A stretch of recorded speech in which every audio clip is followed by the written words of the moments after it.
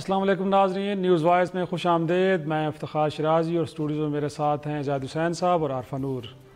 ناظرین، پاکستان تحریک انصاف کو پہلے 100 دن کا پلان پر عمل درآمد کرنے کے حوالے سے موقع فراہم کرنے والی پیپلز پارٹی اب قدرے بدلے نظر آ رہی ہے، اور ہم نے دیکھا کہ کل آصف علی زرداری صاحب نے موجودہ حکومت کے خلاف عالم یوں کہہ لیں کہ بغاوت بلند کیا ہے۔ انہوں نے کل ایک پیشن گوئی بھی کی ہے کہ یہ حکومت آنے والے مہینوں میں نہیں چلنے والی، نہ تو یہ حکومت چل سکتی اور نہ یہ ملک چلا سکتی ہے۔ ساتھ میں انہوں نے تمام اپوزیشن جماعتوں کو یہ مشورہ دیا ہے کہ مل کے ایک مشترکہ قرارداد لائی جائے اس حکومت کے خلاف تاکہ اس کو گھر بھیجا جائے۔ ساتھ میں یہ بھی ہم نے دیکھا ہے کہ انہوں نے اگرچہ اپنے خلاف جو کیسز تھے ان کا گلہ نواز شریف صاحب سے کیا، تاہم یہ بھی کہا کہ جو مفاہمت کے راستے وہ بند نہیں، ان کی طرف دوستی کا ہاتھ بڑھایا جا سکتا ہے۔ دوسری طرف ہم دیکھتے ہیں کہ نواز لیگ بے احتساب کو لے کے جو حالیہ لہر چل رہی ہے اور جو گرفتاریاں ہوئی ہیں ان کو لے کے حکومت کو اپنے نشانے پہ رکھے ہوئے ہے، اور آج سپریم کورٹ میں جعلی بینک اکاؤنٹس کے حوالے سے جو JIT بنی تھی ناظرین، اس نے بھی اپنی ایک رپورٹ پیش کی ہے جس میں یہ انکشاف کیا گیا ہے کہ یہ جو منی لانڈرنگ ہوئی ہے یہ کوئی 30 ارب 35 ارب کی نہیں بلکہ 1 کھرب اس کا کوئی حجم بتایا جا رہا ہے۔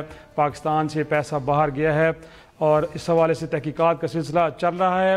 تو آج ہم ڈیبیٹ کریں گے کیا جو JIT کی تحقیقات اور جو نیب کی کارروائی ہیں آصف علی زرداری صاحب کو حکومت مخالف تحریک پر کیا یہ چیزیں آمادہ کر رہی ہیں، اور پھر ساتھ میں کل جو آصف علی زرداری صاحب نے بات کی ہے اس کو لے کے نون لیگ اور پیپلز پارٹی کے درمیان کیا اب قربتیں بڑھنے جا رہی ہیں کہ نہیں، یہ بھی آج پروگرام کا حصہ ہوگا۔ ہمارے ساتھ میں ہم ذکر کریں گے اپنے شو کے دوسرے حصے میں وزیر اعظم پاکستان عمران خان صاحب کا دورہ ہے سعودی عرب۔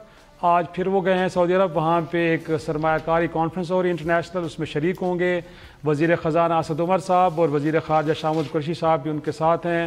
پرائم منسٹر نے اگرچہ کہا تھا کہ وہ پہلے 3 ماہ میں کوئی دورہ نہیں کریں گے، بٹ یہ ان کا دوسرا دورہ ہے، اور کہا یہ جا رہا ہے کہ 28 تاریخ کو وہ شاید چین بھی جا رہے ہیں۔ تو دیکھنا یہ ہے کہ جو کہا جا رہا ہے حکومت کی طرف سے بار بار کہ دوست ممالک سے کوشش کی جا رہی ہے کہ کچھ پیسے مل جائیں تاکہ IMF پروگرام کی طرف نہ جانا پڑے، تو کیا سعودی عرب اس کڑے وقت میں پاکستان کی کوئی مدد کرنے جا بھی رہا ہے کہ نہیں، کیونکہ پاکستان کو اس وقت 12 سے 15 ارب ڈالر درکار ہیں۔ تو آج اس پہ بھی بات کریں گے کہ ایسے میں کہ جب سعودی عرب کے اوپر ایک شدید دباؤ عالمی، جمال خشوگی کے قتل ہلاکت کے حوالے سے سعودی جو جرنلسٹ تھا جو انقرہ میں مارا گیا، اور اس کانفرنس کے اندر بھی دیکھا جائے تو برطانیہ، جرمنی، فرانس اور امریکہ شریک نہیں ہو رہا، تو ایسے میں کانفرنس کتنی افیکٹو ہوگی اس میں بھی بات کریں گے۔ پھر ذکر ہوگا خیبر پختونخوا میں بظاہر نظر آنے والی تبدیلی، گزشتہ روز ہونے والے صوبائی اسمبلی کے انتخابات میں ناظرین تحریک انصاف ANP کے ہاتھوں PK-71 کی جو نشست تھی صوبائی اسمبلی کی، اس سے اسے ہاتھ دھونا پڑا، شکست ہوئی ہے، اور اس سے پہلے ہم نے دیکھا ہے کہ سوات کی جو دونوں صوبائی نشستیں ہیں، مردان اور اب پشاور کی نشست، یہ 3-4 نشستیں جو جیتی ہوئی تھی بنیادی طور پہ، یہ وہ نشستیں تھیں جو PTI نے چھوڑی تھی 25 جولائی کے عام انتخابات میں، وہاں پہ شکست ہوئی ہے۔ تو کیا ہم کہہ سکتے ہیں کہ جو دوسرے درجے کی قیادت ہے PTI کی، اس کے اوپر عوام کا عدم اعتماد ہے، یا پھر ANP وہاں پہ کم بیک کر رہی ہے؟ تو یہ بھی آج ہمارے شو کا حصہ رہے گا۔ ساتھ میں پروگرام کے آخر سے میں ذکر کریں گے ہم ایک اور کم سن ملازمہ گھریلو اس پہ تشدد ہوا ہے راولپنڈی میں، 12 سال کنزا پہ ڈاکٹر جوڑے نے تشدد کیا اور اس کی FIR کٹ گئی ہے۔ طیبہ کیس کے بعد منظر عام پہ آنے والا یہ دوسرا بڑا ہے، تو آج ہم یہ بھی ڈیبیٹ کریں کہ جو بچوں کے اوپر اور بالخصوص جو گھریلو ملازم کم سن ان کے اوپر تشدد کا سلسلہ کیوں ختم ہونے کا نام نہیں لے رہا۔ تو پہلے چلتے ہیں اپنی ٹاپ سٹوری کی طرف۔ سب پولیٹیکل فورسز کو اکٹھا ہو کے اور ایک ریزولوشن لانا پڑے گا، یہ حکومت چل نہیں سکتی، نہ یہ ملک چلا سکتی۔ آپ کے اور میاں نواز شریف کے درمیان ملاقات کرانے کی بڑی کوششیں ہوتی رہی ہیں، وہ کیا وجوہات ہیں کہ آپ اور ان کے درمیان فاصلے کم نہیں ہوتے؟ ایک غم ہو تو بتاؤں، جو آج میں کیس جس میں بھگت رہا ہوں وہ میاں صاحب کا ہی شروع کیا ہوا ہے، مگر اس کا مطلب یہ نہیں کہ ہو نہیں سکتا۔ احتساب اور انتقام میں فرق بہت معمولی ہے۔ انڈیپینڈنٹ ادارہ ہونا چاہیے، اس پہ پرائم منسٹر یا منسٹرز کو یہ نہیں کہنا چاہیے ہم پکڑیں گے، ہم یہ کریں گے، ہم وہ کریں گے، کیونکہ وہ تو خود مطلوب ہیں سب۔ آپ کو محسوس ہو رہا ہے کہ مستقبل میں آپ کی باری آنے والی ہے، جو کچھ کرپشن، بددیانتی، غنڈہ گردی، قتل و غارت گری آپ نے بھی کی ہے، وہ آپ کو اس کا انجام نظر آ رہا ہے۔ اس وجہ سے آپ اپنے آپ کی طرف دیکھیں اور اس قسم کی نصیحتیں کرنا چھوڑ دیں۔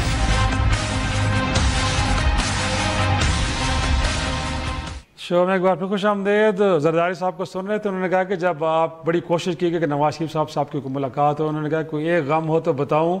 तो मैं ज़ाहिर साहब आपसे ये पूछना चाह रहा हूँ कि अगरचे इतने ज़्यादा गमों के बावजूद मुफाहमत की बात तो वो कर रहे हैं, तो ये मुल्की मफाद में कर रहे हैं या अपने गम मिटाने की कोशिश की जा रही है कि जो अब FIA के थ्रू सुप्रीम कोर्ट से होते उनकी तरफ उनका पीछा कर रहे हैं? देखिए, एक तो जरदारी साहब ने बहुत अरसे बाद अपनी खामोशी तोड़ी है। सही बोलते हैं तो ज़रा ज़्यादा बोलते हैं, और पहले भी हम देख चुके थे। अभी तो ऐसा लग रहा था शायद कि वो अपनी बैक सीट पे आ गए हैं और उनके साहबजादे बिलावल जो हैं अब वो फ्रंट सीट पे हैं, और अच्छा खासा जो है उसका असर भी हो रहा था लोगों को, जो ख़ास तौर पे पीपल्स पार्टी के लोग थे। उनको लगा था कि शायद नई क़यादत जो है अब वाकई जो है आ रही है। लेकिन इसके एक पस मंज़र भी है।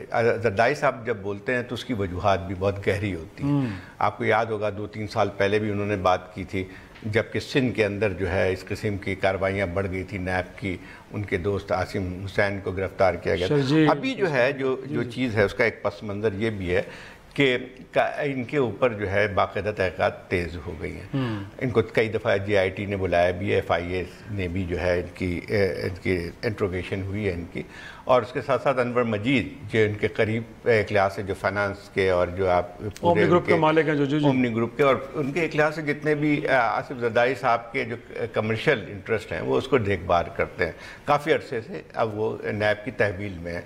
तो ये तमाम चीज़ें जो है एक और बात भी निशानदही करती हैं कि जो है वो आहिस्ता आहिस्ता जो नैब के हाथ हैं वो जरदारी साहब की तरफ आ रहे हैं, और उसी का रिएक्शन मुझे नज़र आता है ये। लेकिन जहाँ तक इस चीज़ का ताल्लुक़ है हुकूमत ना चलने का, तो वो तो बहुत सारे खामियां कमज़ोरियाँ तो हमें सबको नज़र आ रही हैं कि PTI की क्या है, लेकिन 50 दिन में इतनी जल्दी हुकूमत तब्दील हुआ नहीं करती है। तो देखें, अब जरदारी साहब जो है बात कर रहे हैं कि नवाज शरीफ साहब की तरफ मुफाहमत हो सकती है।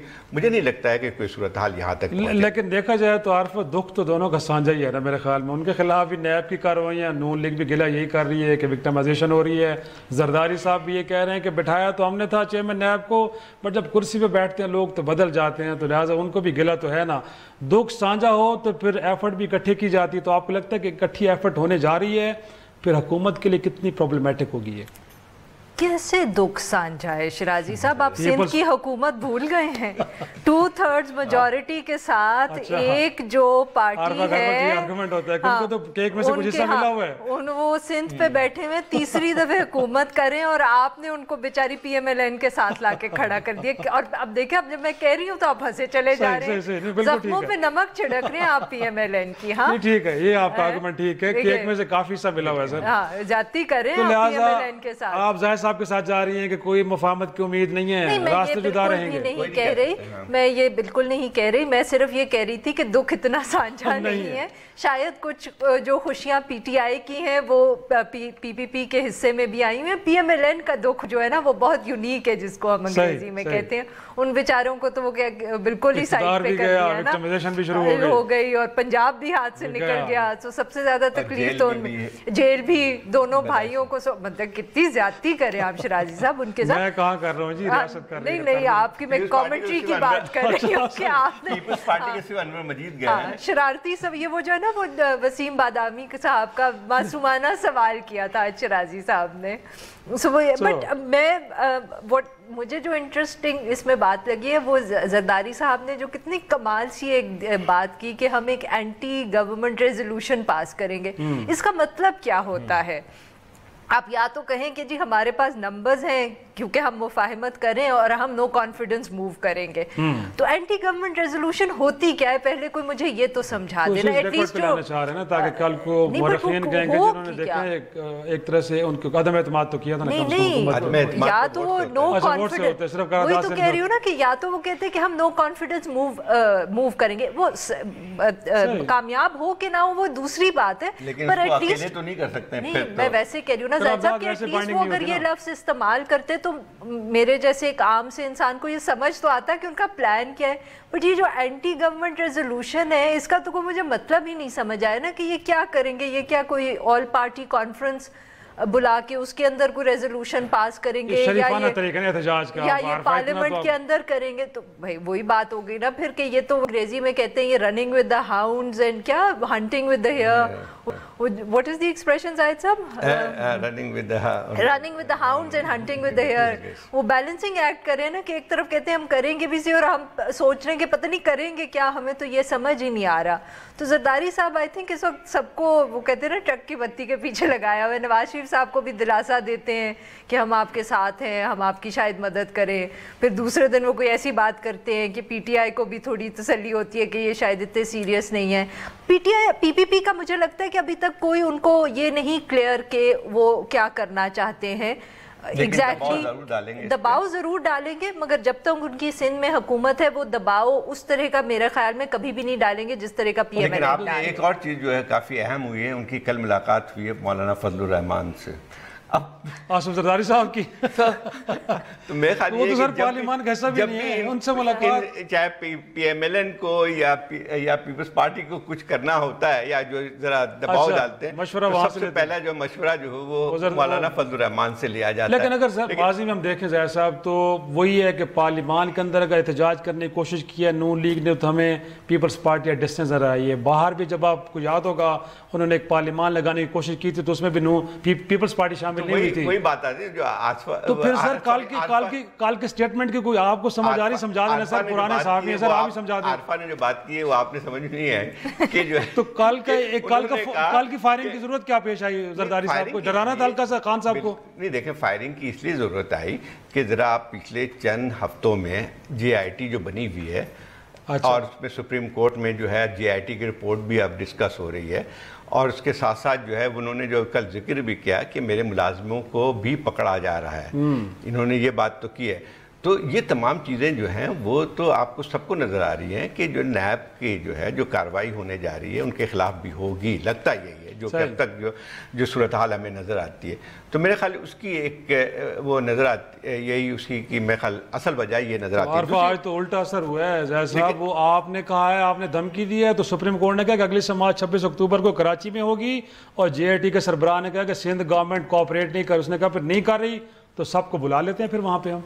नहीं देखें शिराज साहब, अगर हम थोड़ा माजी में चले जाएं तो जब PMLN की हुकूमत थी तब भी जिस किस्म की एक्टिविटीज़ हो रही थी सिंध के अंदर उस पर भी जरदारी साहब को काफ़ी तकलीफ़ थी। जो वो आज उन्होंने बात की ना कि किस किस दुख का जिक्र करूं मैं, तो याद है उन्होंने तब कितनी सख्त तकरीर की थी ईंट से ईंट बजाने वाली, तो तब भी वो यही प्रेशर्स थे PPP के ऊपर। और उस वक्त भी क्या कि इवेंचुअली जरदारी साहब काफ़ी अरसा मुल्क से बाहर रहे और पार्टली वो इसीलिए बाहर रहे क्योंकि उनको ख़तरा था कि वो जो अकाउंटेबिलिटी की ड्राइव है शायद वो उनके बहुत करीब ना पहुंच जाए।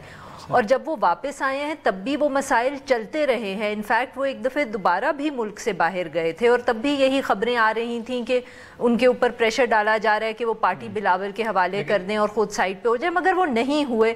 तो मेरे ख्याल में जरदारी साहब का ये जो बैलेंसिंग एक्ट है ना कि कभी वो एक सख्त तकरीर करेंगे फिर वो अपनी हुकूमत चलाते रहेंगे, मुझे लगता है कि फॉर द टाइम बीइंग ये चलता रहेगा दोनों तरफ का वो खेल उनका। सही है कि उनके जख्म बहुत गहरे हैं, PMLN के साथ नहीं जाएंगे। उसकी वजह ये कि फ़ौरन को याद आया था कि सारी चीज़ें जब हुई थी तो PMLN ने तो सपोर्ट कर रहे। सही कह रहे हो। दूसरा उनका ये गिला ठीक है नवाज शरीफ दौर में केस बना पर तहकीकात तो सर अब हो रही है ना, अब तो FIA नवाज शरीफ की नहीं है ना, ईंट से ईंट बजाने वाली बात है तो PMLN। अरे और जो रेड हुए थे जिस दिन वो मुल्क में वापस आए थे वो तब PTI की हुकूमत नहीं थी जब अनवर मजीद साहब के दफ्तरों पे ये भी है। और वो जस्टिस जावेद इकबाल नैब के चेयरमैन, सही उस वक्त इशारा कहीं और था उनका, यकीनन वो किसान बिल्कुल अब वो इशारा कहीं और है। वो फैजाबाद से परली तरफ था, मैं ख्याल इस तरफ नहीं था। एक छोटा सा ब्रेक और ब्रेक के बाद जिक्र होगा वज़ीर-ए-आज़म पाकिस्तान का दौरा सऊदी अरब, क्या पाकिस्तान के लिए कुछ खुशखबरी भी लाएगा या सिर्फ फोटो सेशन तक ही महदूद रहेगा, ब्रेक के बाद डिस्कस करते हैं।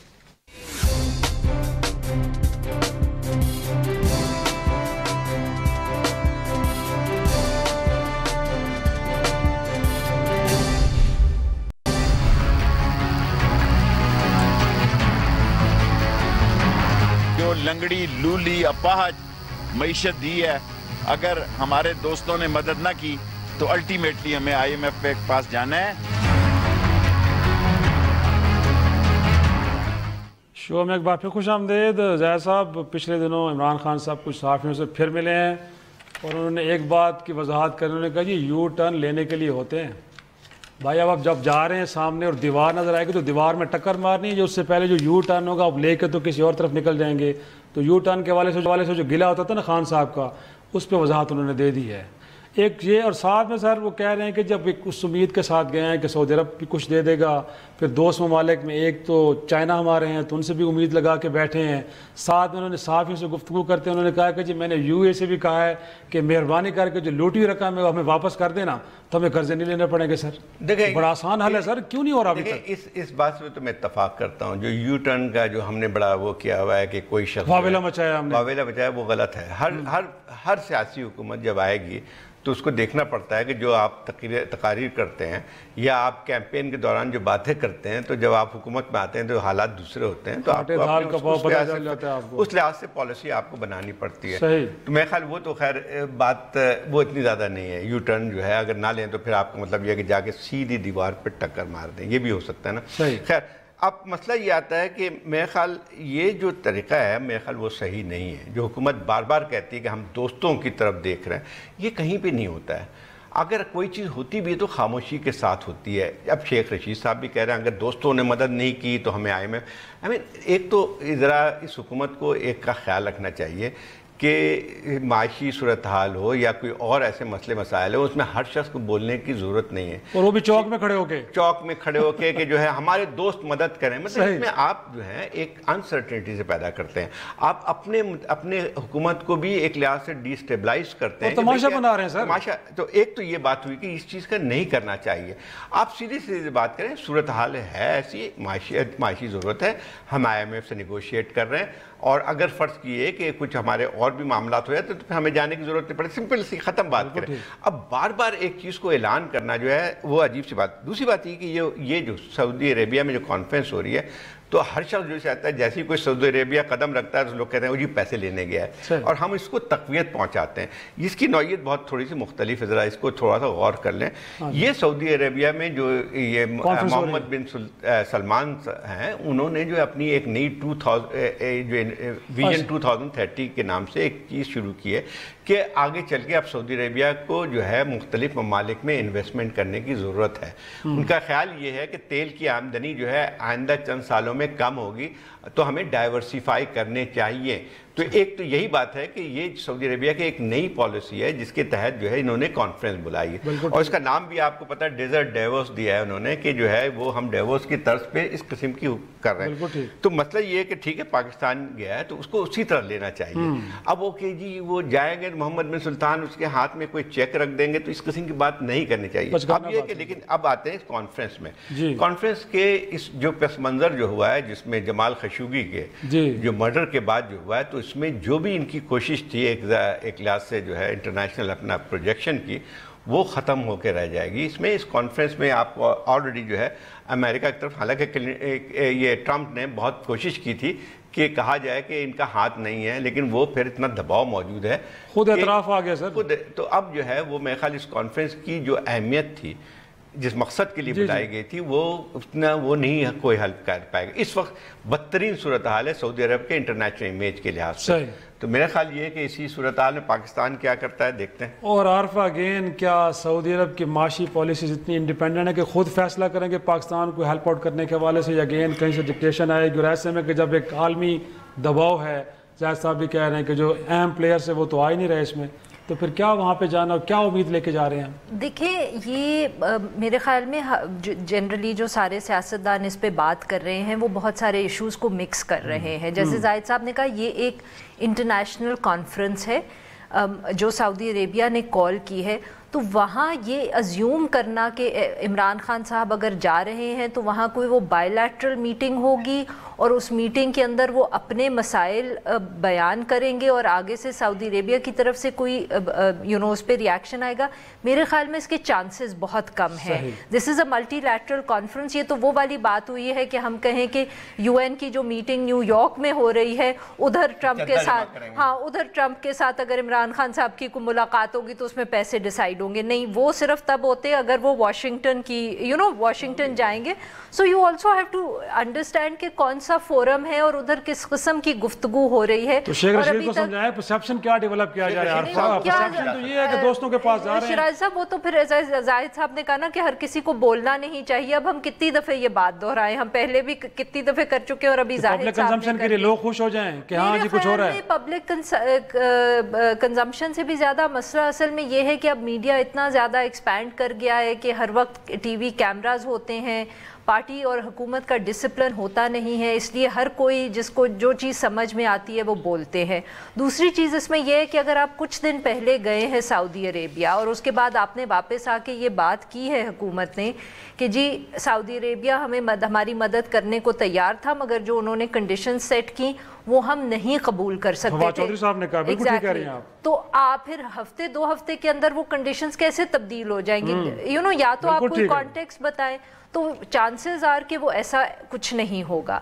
और तीसरी बात वही है जो हम बार बार कहते हैं कि बात यू टर्न की नहीं है, बात ये है कि कुछ चीज़ें जो मुआशी होती हैं उसकी हुकूमत को ये दिखाना होता है कि वो सीरियस हैं और उनको फैसला करना आता है।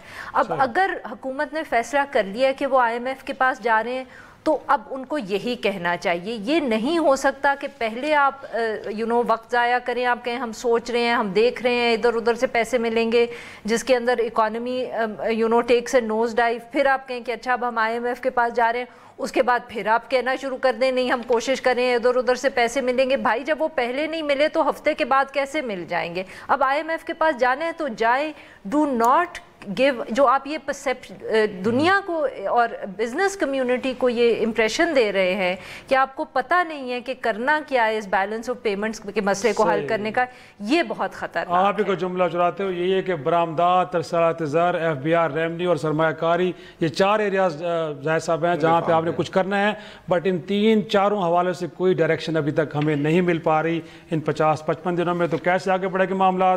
खुदा खैरी करे।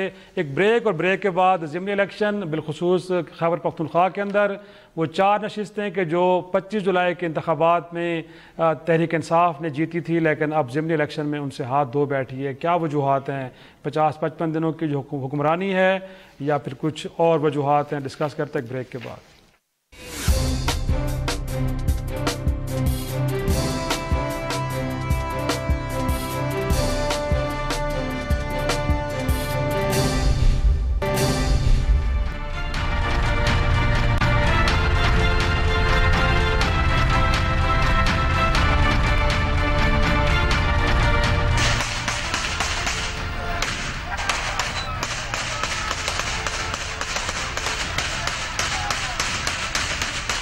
ये अवाम की जीत है, ये हल्के की जीत है, ये गरीब और मुतवस्सित तबके की जीत है। शो में एक बार फिर खुश आमदेद। अगर जाहिद साहब हम 50-55 दिनों की कारकर्दगी की बात करते हैं तो कुछ ज़्यादा इम्प्रेसिव नहीं है PTI के, लेकिन मैं नहीं समझता कि जो KPK के अंदर ज़िमनी इलेक्शन के अंदर शिकस्त हुई है उसमें ये मेजर वजह हो सकती है। वो अवाम जो पिछले 5 साल की हुक्मरानी से उनके खुश थे, अचानक 55 दिनों की हुक्मरानी से नाराज़ तो नहीं हो सकते ना, सिवाय ये वजह कि तमाम सियासी जमातें अब इकट्ठी हो गई हैं। एक तरफ PTI खड़ी है और दूसरी तरफ पीपल्स पार्टी, ANP, नून लीग और JFA और जमात इस्लामी सब इकट्ठे होकर इलेक्शन लड़ रहे हैं। तो फिर रिजल्ट तो सर यही आएंगे ना जो आए हैं हमारे। देखिए 2 चीज़ें हैं। देखिए PTI को थोड़ा गौर करना चाहिए शिकस्त की। आपकी बात बिल्कुल सही है कि 55 दिनों की जो है हुकूमत जो थी उसका असर नहीं था। इसका पूरा जो है, अगर आप दोनों सीटों जो हारे थे, एक तो पिछली हारे थे सवात से, ये सवात से अपनी सीट थी, और ये पेशावर से हारे, ठीक है ना। उसमें अगर आप गौर करें कि एक ये खुद अपनी जो बातें करती रही उसका विक्टिम थी। थ्रू आउट जो है वहाँ पे उन्होंने PTI ने ये पोजीशन ली थी कि उनकी सियासत मुख्तलिफ है दूसरी पार्टियों से जहाँ पे मोरूसी सियासत चलती है। यहाँ पे आप देखें कि हर टिकट जो भी खाली हुई, आप उठा के देख लें, 90% जो सीटें खाली भी उनके भाई भतीजे बेटे, इधर भी गवर्नर का भाई आ रहा है सर, उसी बात आ रहा हूँ। शाह फरमान ने भाई को टिकट दिया, तो इसका मतलब ये हुआ कि जो है जो और भी होंगे पीटीआई के वर्कर्स, तो इसी के शाह फरमान जो है पुराने पीटीआई के हैं, ठीक उनको वोट मिले। लेकिन आप मुझे बताइए कि जब वर्कर देखे जो लोग पीटीआई के इन स्लोगन्स की बुनियाद पे सियासत करते रहे, जब वो देखेंगे कि शाह फरमान के भाई को मिला है, वहाँ पे जो लोग और बैठे हुए उनको नहीं मिला है, तो उसका असर ये हुआ है कि वो लोग टर्न आउट लो था। सबसे बड़ी बात ये होती है कि जो इजहार होता है एहतजाज का, वो ये नहीं होता है कि आप दूसरे पार्टी को जाके वोट दे देते हैं, टर्न आउट लो हो जाता है, आपके लोग जो हैं वोटर्स जो हैं सामने नहीं आते हैं। और यही देखें कि ये अगर इसमें देखें टर्न आउट बहुत ही लो रहा है। तो ये हमेशा हुआ है कि जब भी कोई पार्टी, मुझे याद है पीपल्स पार्टी का 96 में जो इलेक्शन हुए थे, उसमें ये पीपल्स पार्टी का बिल्कुल ही एक ग्राफ नीचे गिरा हुआ था, तो वहाँ का वोटर्स नहीं आया, बाहर नहीं निकला, बिल्कुल ठीक कह रहे हैं। तो और यही सूरत हाल इसमें आई है। अब देखना चाहिए अगर पीटीआई इन चीज़ों पे गौर नहीं करती है तो फिर उनको, अच्छा वहाँ भी यही सूरत हाल भी सवात में। अच्छा एक और बात है, शाह फरमान जनरल इलेक्शन में बहुत नैरो मार्जिन से जीते थे, सही। इसका मतलब ये हुआ कि बहुत ज़्यादा मकबूल भी नहीं थे वो अपने उसमें, गवर्नर बना दिया है लेकिन उसको। लेकिन इनफैक्ट वो जो हम यू टर्न की बात करते हैं, जो मोरूसी सियासत के हवाले से खान साहब का जो एक मतलब नुक्ता नज़र था, बड़ा जायज़ था, लोगों ने अप्रिशिएट भी किया। इस मामले में तो कोई बंद गली नहीं थी, यू टर्न क्यों लिया उन्होंने? अब भाइयों को, रिश्तेदारों को, कज़न्स को, इन लोगों को टिकट्स जारी किए जा रहे हैं, खान साहब खामोश हो के आंखें बंद करके बैठे, जी बिल्कुल ठीक है, कोई इशू नहीं। शिराज साहब, मेरे ख्याल में देखें, पाकिस्तान में स्पेशली जो रूरल कंस्टिट्यूंसीज़ हैं उसके अंदर तो मारूसी सियासत ही चलती है, हमें अच्छा लगे कि ना लगे। खान साहब को पता नहीं था इस बात का? नहीं, मैं खान साहब की बात नहीं करी, मैं एक जनरली वो कर रही हूँ कि मैं खैबर पख्तूनख्वा पे तो इतना खैर मुझे नॉलेज नहीं है, बट पंजाब के अंदर अब खुसरो बख्तियार जहाँ से जीतते हैं, कोई वो खुसरो बख्तियार इसलिए जीतते हैं क्योंकि वो जो उनकी कंस्टिट्यूंसी है वो कब से उनकी फैमिली में चली आ रही है। या जब हम नारोवाल कह रही हूँ, जब हम बात करते हैं जहाँ से जहांगीर तरीन साहब ने इलेक्शन लड़ा था और वो हारे थे, लोधरा की बात, वहाँ कांजू फैमिली जो है वो भी कब से इलेक्शन लड़ी है, उनके वालिद भी पहले थे, वो मिनिस्टर भी रहे हैं, उसके बाद अब अब्दुर्रहमान कांजू, गुजरात के चौधरियों की बात। सो ये तो एक रूरल कंस्टिट्यूंसीज में होता है। अर्बन कंस्टिट्यूंसीज में ज़रा फिनोमिनन फ़र्क होता है क्योंकि वहाँ कैंडिडेट अच्छा है, उसकी जो अच्छे होने की एक डेफिनेशन है वो बहुत फ़र्क होती है, और पार्टी का जो वोट होता है वो भी बहुत स्ट्रॉन्ग होता है। मेरे ख़्याल में एज आई सेड कि वही केपी के ऊपर बात मैं इतने वो कॉन्फिडेंस से नहीं कर सकती, बट फिर भी इशू ये है कि जनरली पीटीआई का जो एक बाई इलेक्शन से नज़र आता है वो ये है कि अभी तक उनकी जो पार्टी का डिसिप्लिन है इलेक्शंस लड़ने और जीतने पे वो बहुत कमज़ोर है। चाहे वो अर्बन कंस्टिट्यूंसी हो जहां उनकी सपोर्ट बेस अच्छी है, तब भी वो नहीं अच्छे कैंडिडेट सेलेक्ट कर पाते, और रूरल कंस्टिट्यूंसीज भी जहाँ होती हैं वहाँ भी उनको यही मसला रहता है कि वो इनएविटेबली ऐसी एक्सप्लेनेशन आती है कि जी कैंडिडेट ठीक नहीं सिलेक्ट किया, पार्टी नाराज़ हो गई, पार्टी वर्कर्स खुश नहीं थे। और तीसरी चीज़ जो खैबर पख्तूनख्वा के बाई इलेक्शन में इस दफ़े थी, वी शुडंट फॉरगेट दैट कि एक तो केपी के अंदर कंपटीशन हमेशा बहुत टफ होता है, और इसका मतलब ये है कि अनलाइक पंजाब, केपी के अंदर 2 पार्टीज़ में कंपटीशन नहीं होता, हमेशा 3 या 4 पार्टीज़, और इस दफ़े सारी अपोजिशन पार्टीज़ इकट्ठी हुई थी पीटीआई के खिलाफ। थोड़ा सा इसमें ऐड करूँ, जो आरफा जब बात करी थी, ठीक है पंजाब के अंदर जो मोरूसी सियासत या सिंध के जो फ्यूडल इलाके वहाँ पर होती है, केपी में हमने जो देख चुके हैं, जो हिस्टोरिकली देखा है, वहाँ एनपी की मिडिल क्लास भी जीतती है, उसमें जो है एमएमए के जो है वो साइकिल बरदार मुल्ला भी जीते हैं वहाँ पे, इस लिहाज से, और ये दोनों सीटें जो हैं वो रूरल सीट नहीं है उस लिहाज से, तो इस वजह से जो है वहाँ पे सियासी अवेकनिंग ज़्यादा होती है। अब वहाँ पे आप ये चीज़ें करेंगे तो वो वर्कर्स उसको सोचेगा कैंडिडेट को देखेगा क्या वो इस काबिल भी है कि उसको वोट दिया जाए कि नहीं। एक छोटा सा ब्रेक, और ब्रेक के बाद घरेलू मुलाजमा तशद्दुद एक और केस सामने आया, कितना सीरियस है और इस तरह के मामलात को आखिर कब एड्रेस किया जाएगा, ब्रेक के बाद डिस्कस करते हैं।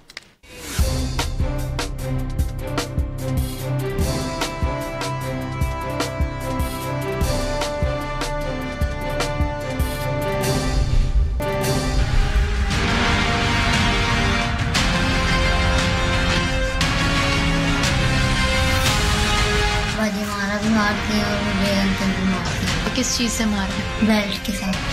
उसकी इंजरीज कुछ पुरानी भी हैं, कुछ नई भी हैं। उसके सर पे कोई ब्लंट चीज़ से ज़ख्म है जिसकी वजह से उसको 3 टांके भी अभी लगाए गए हैं, जो कि कोई 1-2 दिन पुरानी इंजरी लगती है। शो में एक बार फिर खुश आमदेद। सर, तैयबा केस एक आया था, घरेलू मुलाजमत थी, उसके बाद एक और केस है रावलपिंडी में, और मैं सर जब FIR के कुछ मदरजात पढ़ रहा था बड़ा हैरान लगा कि पढ़े लिखे लोग इस तरह करते हैं। सर, लिखा हुआ है कि जब ये दोनों मियाँ बीवी जाते थे तो इस कमसिन बच्ची को कमरे में बंद करके जाते थे, और किसी किस्म की गलती होने पर इस बच्ची को सर छुरी से, लोहे के पाइप से या फिर बेल्ट से मारा जाता था। सर, ये पढ़े लिखे लोग ऐसा करते हैं? सर, पढ़े लिखे लोग ही करते हैं। जो आप जो देखें सूरत हाल ये बन के आई है कि ये एक स्लेवरी है, एक बहुत बड़ा एक लिहाज से जिसको कहते हैं कि माशी मसला भी है, माशरती मसला भी है। यहाँ पे जो है ये स्लेवरी है, ये जहाँ पे आपको गुर्बत, जहाँ पे गरीब लोगों की, जैसे साउथ पंजाब में ख़ास तौर पे वहाँ पे ला के माँ बाप जो हैं अपने बच्चों को छोड़ जाते हैं। सर, बाद में पूछते भी नहीं हैं। तनख्वाहें भी उनके पास चली जाती हैं, एडवांस ले लेते हैं। बिल्कुल। तो एक लिहाज से देखा जाए कि वो जो उनकी हैसियत होती है इन बच्चों को, वो जो है ग़ुलाम की हैसियत होती है, उसको ट्रीट भी इसी तरह से करते हैं। कुछ आए हैं जो इस किस्म के वाक़यात तैयबा का या इन चीज़ों का आए हैं सामने, लेकिन ये जो है ये रोज़मर्रा का मामला है, ये इतना ज़्यादा प्रिविलेंट है। मैं अब क्या बताऊँ, मैं अच्छे खासे लोगों के घरों पे देखा है, पढ़े लिखे आप बात करते हैं, यानी बड़े अपने आप को लिबरल्स भी कहते हैं, लेकिन वहाँ पे भी इस किस्म के मुलाजमत रखे जाते हैं। अपने जानते तो बहुत कहते हैं कि भाई हमने उनको इसलिए रखा है कि प्रोटेक्शन मिल जाएगी, लेकिन प्रोटेक्शन किसी बात नहीं आती है। आप जो जिस तरह से उनको बिहेव करते हैं उसको छोड़ दें। आप किसी रेस्टोरेंट में चले जाएँ तो ये होता है कि एक बेचारी लड़की जो होती है, जो कि नौकरानी होती है, वो अपने से जो है तकरीबन 2-3 साल छोटे बच्चे को खिला रही होती है, और जो है वो पूरा ख़ानदान अंदर खाना खा रहा होता है। उससे अब अंदाज़ा लगाएं कि उन बेचारों की हैसियत क्या होती है। आरफा, कानून मौजूद है, कोई पनिशमेंट होनी चाहिए। पिछले केस में भी 3 साल सजा हुई थी, लेकिन लगता है कि अगली अदालत में जाके सस्पेंड हुई, ज़नमर्द कुछ लोग रिहा हो गए। देखिए, बहुत कॉम्प्लेक्स इशू है। जैसे जाहिद साहब ने कहा, एक तो पढ़े लिखे लोगों की कोई मोनोपोली नहीं है इंसानियत पे और हमदर्दी पे। ये किसी में भी हो सकती है और किसी में भी नहीं हो सकती। हम अभी थोड़ी देर पहले जमाल खशोगी का इशू, बाशऊर लोग उनसे उम्मीद करते हैं। कोशिश हमारी बिल्कुल ऑब्वियसली हम उम्मीद तो करते हैं, बट ज़रूरी नहीं है। आई थिंक वही बात जैसे जाहिद साहब ने की, गुर्बत का बहुत बड़ा इसमें हाथ है कि अगर आपके पास अब ख़ानदान हैं जो अपने बच्चे नहीं पाल सकते या उन्हें खाना नहीं दे सकते, तो वो कभी मदरसे के हवाले कर देते हैं, कभी वो ऐसे लोगों के घर नौकरी करवा देते हैं, क्योंकि अगर आप पाल ही नहीं पा रहे, आप उनको एक वक्त का खाना नहीं दे रहे, तो फिर आपको लगता है कि जो कुछ भी हो रहा है वो होगा, एटलीस्ट वो खाना तो मिलेगा, वो वाला एक हो जाता है। सो इशू बहुत कॉम्प्लेक्स है, लेजिस्लेशन से आगे का है। दूसरी इसमें बात आई थिंक जो जाहिद साहब ने की वो बहुत ज़रूरी है, जिसके ऊपर शायद हम कुछ अवेयरनेस क्रिएट कर सकते हैं, वो ये है कि हमारे यहाँ अब जो क्लास का एक इशू है ना, वो बहुत ज़्यादा एक्सेप्टेबल हो गया है।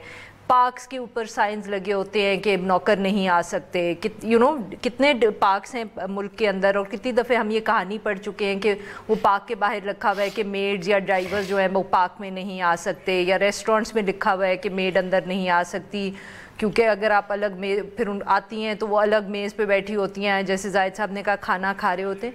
सो इसके अंदर इतने ज़्यादा इश्यूज़ हैं, और जो गुर्बत का मसला है वो तो ऑब्वियसली उस पर बहुत लगेगा हल करने में। जैसे आपने कहा लेजिस्लेशन अगर इस पे हो जाए तो अच्छा है, मगर उससे भी कोई ये नहीं हम समझ सकते कि फ़ौरन अगर लॉ पास कर लेंगे कि आप जो आपके मुलाजिम होते हैं उनके ऊपर आप तशद्दुद नहीं कर सकते, तो उससे मसला हल नहीं होगा, बहुत वक्त लगेगा।